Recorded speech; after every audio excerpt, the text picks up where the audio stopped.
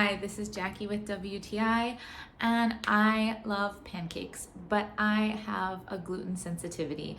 So when I found that out, I was very sad and started searching for pancakes that I can enjoy that taste the most like real pancakes. And this is one of my favorites, the Purely Elizabeth Ancient Grain Pancake and Waffle Mix. It's super easy to make. You just add oil, water, and egg, and mix it up just like regular pancake mix.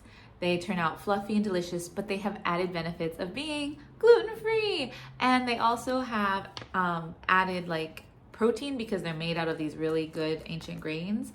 So that's a benefit. I enjoy taking care of my health, and anywhere I can add protein in my diet is really nice to me. Also, it has 0 grams of added sugar, which is something else I always look for. So there is a tiny bit of sugar in it, but it's not added. It's just naturally occurring. So delicious. I love having these pancakes. They're so fluffy and like just yummy. I like the texture consistency of them, and I like to have them with little maple syrup and blueberries, but that's just my point of view.